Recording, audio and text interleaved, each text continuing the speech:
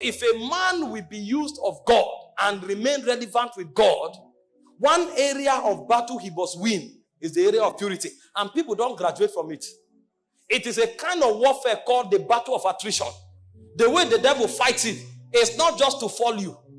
It's to weary you until you give up. Because it's not just about falling. You can fall and rise 7 times. So long as you still believe you can be pure, the devil knows he has not won the battle. So it's not that you fornicated or you didn't fornicate. The idea is actually not to fornicate. But most importantly is to come to the point where you tell yourself, I can live holy, I can live pure in a perverse generation. Because what the devil wants to achieve, and the reason why you fall every 3 months, is to get you to the point where you give up and say, Omo, this thing no dey possible. And then you even start suspecting that there is nobody who is truly pure, that everybody is just acting.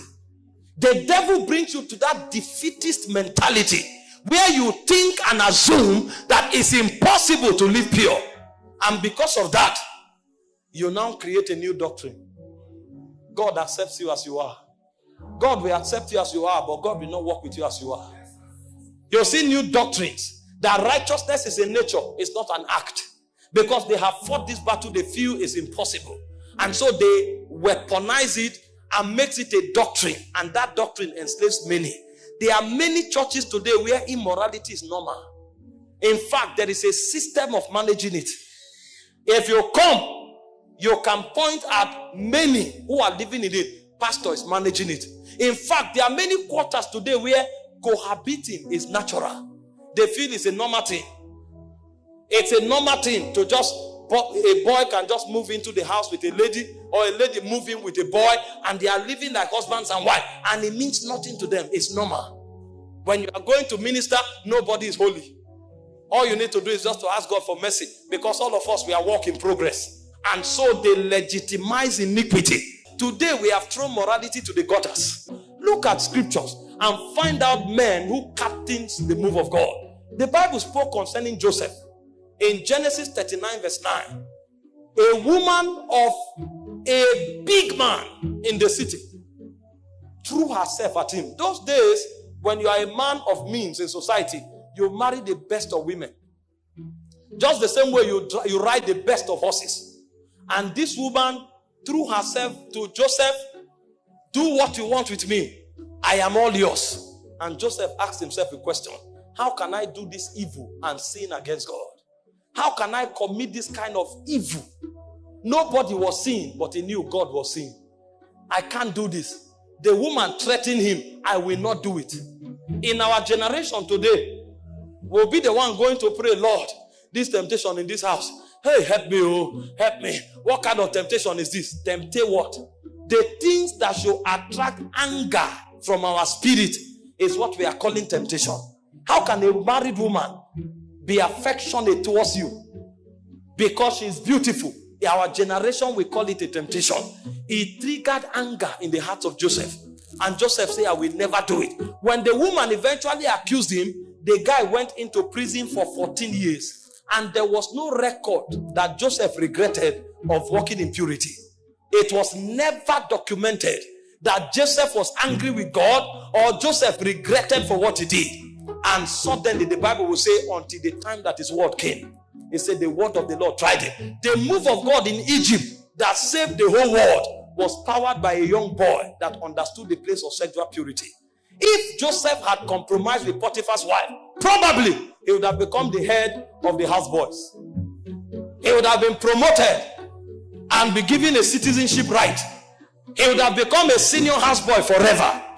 And there wouldn't have been a move of God in Egypt. Many moves of God have been aborted because of 5 minutes of pleasure in immorality. You thought nobody saw you, but heaven was waiting on you. That time when you were battling whether to do it or not, the fate of God was resting on you.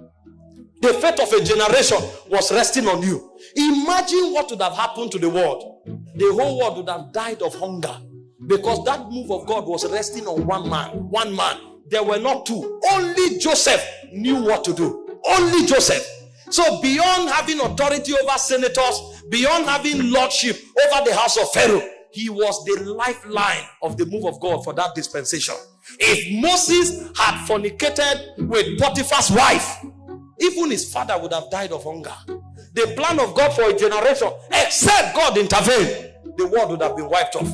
People came from all over the world to look for food in Egypt. When Moses was battling to be sexually pure, that's what God was looking at. So heaven was praying for Joseph, because they knew if he fell, the world would have died. Men would have gone into hunger and the earth would have been wiped off. Do you know what is at stake? That 5 minutes that you compromised. Do you know what is at stake? Why do you think demons every demon will leave here to make sure you fornicate for just 5 minutes? Because they are seeing what you are not seeing. When Joseph was rejecting Potiphar's wife, the devil was seeing the savior of the world. But even Joseph did not see it. May God not disqualify you. Imagine if Joseph fornicated and God said, because you have done this, I will raise another deliverer. What would have been the value of Joseph's life? He would have been a slave forever. But when Joseph made that decision, he saved the world. Daniel chapter 1 verse 8, we saw another testimony of a man who carried the move of God in a corrupt nation like Babylon. They brought things that appetized. And the Bible said Daniel and his friends proposed in their hearts that they will not defile themselves with the portion of the king's meat, because these things are offered to idols. If it's what you need in order to grow fat, allow us to be lean. And by the grace of God, we will not grow lean, but we will not defile ourselves. God was looking at the faith of Israel. God was looking at the salvation of Israel from Babylon. It was never about food. This is the error of Adam. He thought it was about an apple. The devil knows this transaction is not about an apple. It's about the destiny of the human race. It's about the move of God over a dispensation. You are bargaining apple. A spirit is bargaining territories. You are bargaining apple. A spirit is bargaining the destiny of millions. Who told you it's an apple? You think the devil will come to you to strike a bargain with you about an apple? Do you know how busy the devil is? The Bible said the devil is running to and fro the earth. A being that busy, you think he will come away from his busy schedule and is arguing with you for 1 month just to sleep with that lady because of the pleasure? There's something he's seeing that you are not seeing.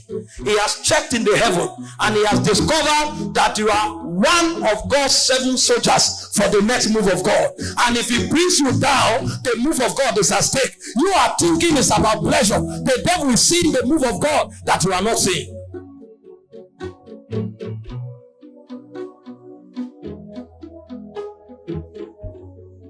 May God open our eyes to see what we represent in the move of God.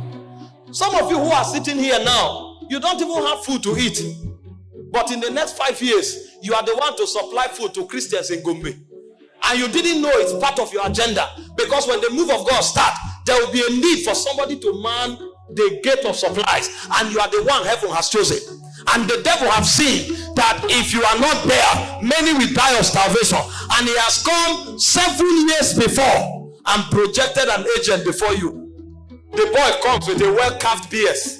He has spent 2 years in the gym, built his chest, and is coming to you in the evening with singlet and well-carved beard. And you are going to your room. You carry his picture. You are smiling. He sends you a message. You are beautiful. If you want to know, go to the mirror. The mirror too will tell you the same thing. You look at one text message, you read it 20 times, you smile, you smile, you smile. You are bargaining something that is about to happen in 7 years. If you have understanding, you will delete that message, block that person's number, and invite him to church to meet your pastor.